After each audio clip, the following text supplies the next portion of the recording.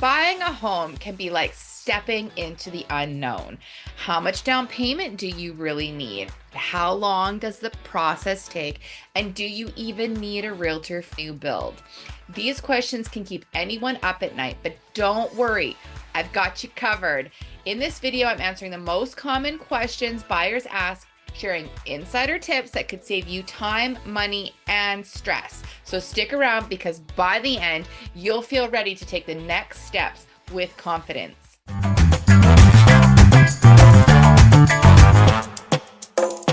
Hi everyone, my name is Tara Frig. I am the team lead of Masterful Moves Realty Group, eXp Realty, and welcome to What the Frig Friday. Today we're going to be answering questions, the most common questions that buyers ask in regards to their first time home purchase. The first question that I get asked quite often is about the down payment requirements needed. What do I need to purchase a home? Or I have a second home, but I want to, upgrade. What does that mean for my down payment? I'm not a mortgage broker. Let me preface that. I'm not a mortgage broker. I am the realtor. So when it comes to what you need for your mortgage, be mindful that you're going to be reaching out to a mortgage broker. But from my education and all my conversations, it's about the intent to purchase and the amount of money or the amount of the property needed for which your down payment is going to be. A standard first-time home purchase is 5% down payment. That's 5%. Now, say you have been living in a home and you got a job transfer and you already have a home and you want to keep it, but you're going to be needing to buy a new home because of that job transfer. I would reach out to the mortgage broker, but again, it's about the intent of which you purchased. I'm still going to be keeping this one as a rental, but my intent for the new home is that it's going to be my primary residence. So that therefore it would be about a 5% down payment. Now, if you move up higher and higher in income, now I could buy a fourplex. And it could be my first time home. Like it could be my home. I could live in one unit and rent out the other three. But because of that, you would need a larger than 5% down payment. So making sure that you understand what your numbers are, how much the property is, because that can affect your down payment amount, as well as your 5% down. Okay. So being aware of what your intent to purchase is key in regards to if you need 5% down or not. It's about the intent of what the purchase is. Now, if you are looking to purchase a rental property, it has to be a minimum of 20% down. That is because you cannot get mortgage default insurance on a rental property. And it is within the Canadian standard that anything less than 20% needs to have the Canadian default insurance. So that is actually a mortgage insurance that protects the bank if you default. So that is why you need to have a minimum of 20% down for a rental property because of the mortgage default insurance. It protects the banks. Super important to realize that. It doesn't protect you if you default. It protects the banks if you default. So being mindful of that as well in regards to how much you need for a down payment.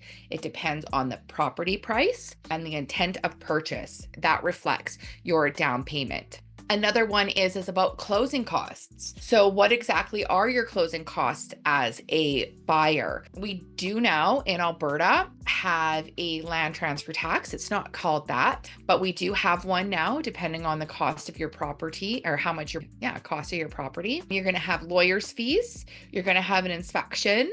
You're going to have potentially an appraisal, depending on the bank you use, and if the bank's going to charge that appraisal to you.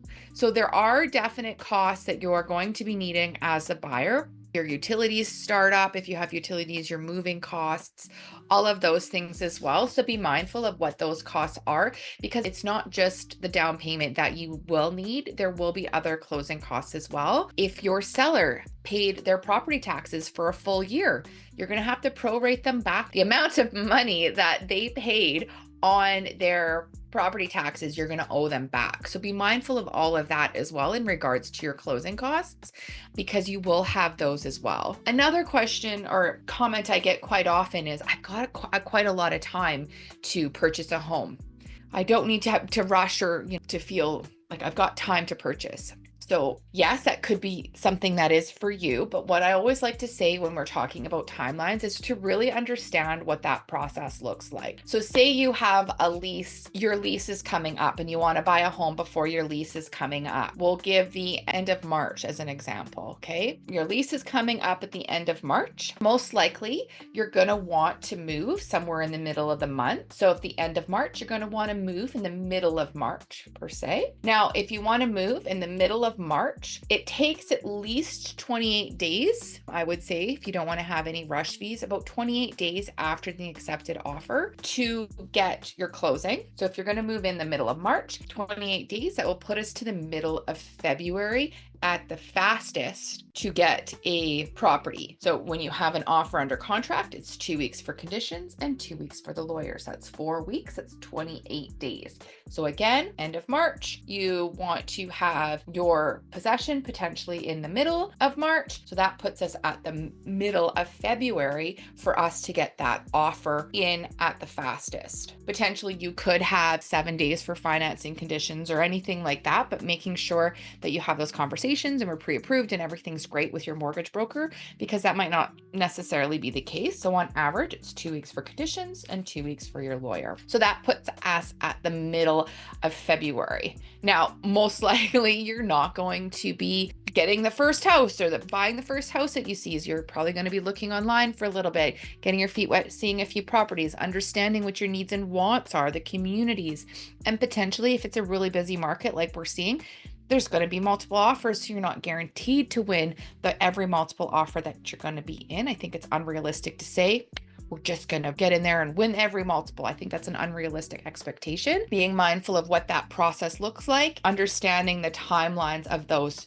two, right? Being aware of what your schedule is going to be for showings, how quickly you can get out to see houses, all of those types of things is going to be key and integral. Now, in regards to the pre-approval process as well, making sure that you have all your notice of assessments and everything that you need for your mortgage pre-approval, that can take time as well if you don't have all that information, because there is, quite a list of documents that your mortgage broker is going to need from you to get that pre-approval process. So that could take up to, a week, depending, even longer if you have to get some information from the CRA, the Canadian Revenue Association, because they might have to mail you something to give you a code so you can log in to print. There could be a definite process with that. So making sure that you are aware of what that could be, get your mortgage pre-approval documents so that we can be ready to go with that mortgage pre-approval, that mortgage letter, so that when we start placing offers, we have that in our back pocket and we know that we're pre-approved. Because again, if we're working in a multiple offer situation and we want to try to tighten up that financing condition as a chance to win the multiple offers,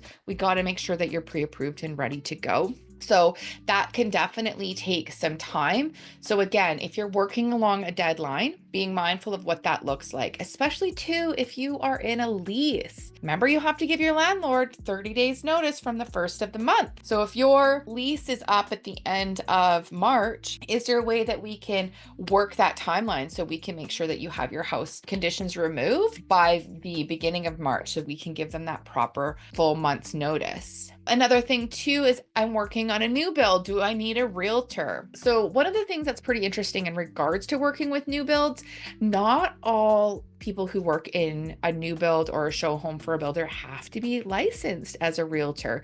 They can be an employee of the builder versus as a licensed realtor. If they are just an employee, again, it changed that realtor dynamic. It changes that representation dynamic, but you got to remember they're representing the builder, that they're a hired employee for them. They're not going to be representing you or trying to get the best of your interests. They're going to be representing their employer, as every employer or employee usually is, right? They're working on behalf of their employer. If they are a licensed realtor, being mindful and going over again, what is a client? What is a customer?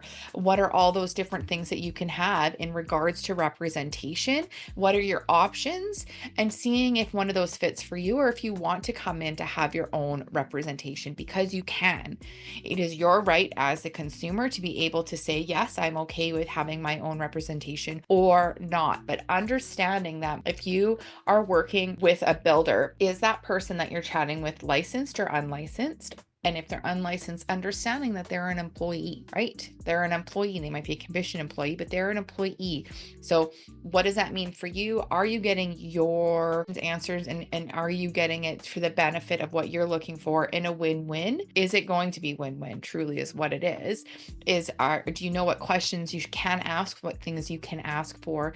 And if you are going to be working with someone just as going to straight to the builder, I would at least advise that you get your contracts reviewed by a lawyer and just make sure that you have someone fully going over what that contract means for you, and that it represents your asks and it doesn't put you in a bad position, because again, the builders are going to be looking out for themselves in regards to what they are looking for and making sure that they can sell the home for the highest profit for themselves, right? Because in the end, the builders it's a for-profit company.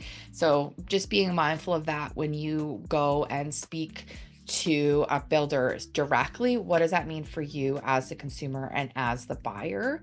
And again, do I need to work with a realtor? I do get asked that question. Again, being a realtor, I'm very pro realtor, but I think it's understanding, again, what are the things that a realtor is going to be doing for you? How are we going to help you? And making sure that you are represented and that the contracts and everything that we are negotiating is on your behalf and for you is super important, because as your representation, I am representing you, making sure that we are getting the best home for you. We're asking the right questions, we're doing our due diligence, and we're making sure that the home that we are purchasing fits you in regards to your budget and in regards to the vision that you created for your life. So again, just being mindful that whoever is representing you should be working for you is very key in regards to, should I have a realtor? What does a realtor do for me, right? Undivided loyalty is one of them too, right? Making sure that I am following what you want in regards to looking for the proper properties so that we can get you the home that you always envisioned yourself in. So again, thank you for watching. We went over in this video some of the down payment requirements. How long does it search for a home, and always working backwards in regards to what you want to see, and about working with a realtor in regards to new builds or just in general. So thank you so much for watching. I hope you found today's insights helpful. If you are interested in learning more, are ready to take the next steps in your real estate journey, we at Masterful Moves Realty Group would love to connect with you. If it's 4 days, 4 months, or 4 years, it's never too early to connect. Just visit our website at masterfulmovesrealtygroup.com. And remember, if you enjoyed this video, give it a thumbs up, share it with someone who might find useful, and don't forget to subscribe if you haven't already. I'll be answering your questions in upcoming videos. So thanks so much for being a part of the community. And if there's something else, another question that you had as a buyer, don't hesitate to put it in the comments and I'll make sure to answer it in an upcoming video. I hope you're having a fantastic day.